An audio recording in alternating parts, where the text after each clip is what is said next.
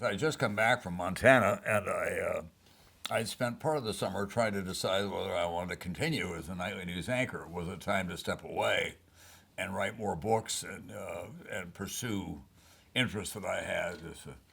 The fall is a raiding season, but it's also the best time to go steelhead fishing, and it's the hunting season, and I wanted to do some of that. So I came back, and Meredith stayed in Montana, and she had arranged for me to have a yoga lesson one morning, and the guy was a killer yoga guy, and so by 9 o'clock, I was, exhausted. And the phone rang, and it was the desk, and they said, "Small airplane has flown to the World Trade Center. Maybe you ought to come in." So I turned on the television set. You could see the World Trade Center, and I, you know, jumped into a suit and put on a tie and ran out into the street. And it was election day in New York, and people were coming and going. And I said to one of my neighbors, "Have you heard what happened?" He said, "The election's not over." And I said, "No, there's some plane is at the World Trade Center." I always remember that 3 blocks north of where we lived, a caravan of fire trucks were racing across Park Avenue to the west side. That fixed in my mind, but I didn't know at that point how serious it was. Got in a cab, and downtown, I listened to All News Radio, and a very good news radio reporter said, "I was just in Washington Square. A plane flew over at low altitude, high speed, and flew into the second tower."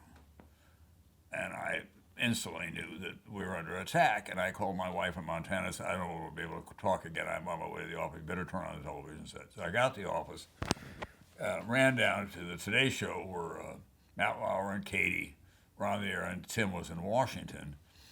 And there were no big instructions. I sat down, and because I'd been the senior guy, on most stuff, I kind of gravitated to me, but it was seamless teamwork. Everybody was helping everybody else. We were all in tune with what we needed to do. And we were watching this, and we had just a flash of people jumping out of the Twin Trade Towers. That got on the air briefly, and then wisely everybody said, "Don't do that. We're not going to cover that way." But it's harrowing. I'll never forget the image of the woman I saw, who was fluttering her hands on the way down, and you wanted to throw up at that point. So we knew how serious it was. So we're dealing with all that, and then we hear they said Jim Miklashevsky wants to come on the air. And he was at the Pentagon. He said, "I don't want to panic anybody. We just heard a loud explosion on the other side of the Pentagon. I don't know what's going on, but that just happened." So now we know about the Pentagon going on. I'd grown up around construction. I wasn't an authority on it, but I knew enough about construction and stuff that was happening. And I was looking at those towers, the smoke coming out of them, and I said, those towers are going to have to be brought down. I thought, that they would have a controlled destruction of them.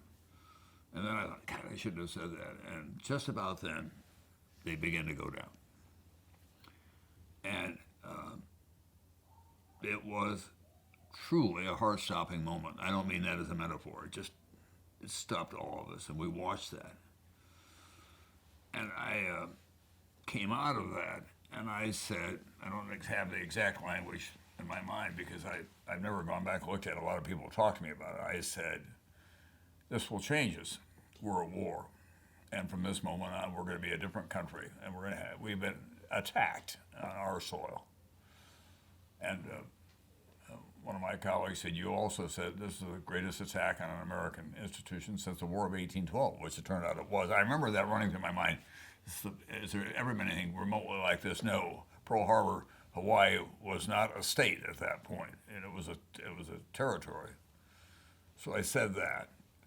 But I remember that what I said most of all is that it's going to change us. We're going to have to adapt, that we're now in a war against an enemy from the Middle East who use unconventional enterprises. A lot of people, my friends among them, said to me, I needed to hear that. I needed to make a transition in my own mind about what we were in for here. So then it went on for the rest of the day, and I have kind of an Irish low point for emotion. I kind of weep easily about stuff that moved me, and my mother was a Connolly, and as I've always attributed to her background anyhow. I was doing fine. I was worried about breaking down at some point because the stuff was so overwhelming that we were seeing the pathos of it all. And we put a guy on the air who was describing what happened to him. He said he'd gotten to the bank of elevators and knew that he probably couldn't get down, so he started on the stairs. He had three colleagues in wheelchairs waiting for the elevators to arrive, and of course they never did.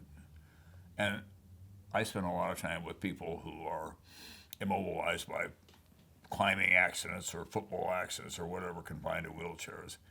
And that was the most difficult moment for me. I then passed it off to another correspondent, and I had to collect myself. Went home that night, and we lived up on Park Avenue in an apartment that looked south, and we were up high enough that I could see the glow down there, and I had a big Irish whiskey and water, a big one. It went straight to me. It had no impact on me at all.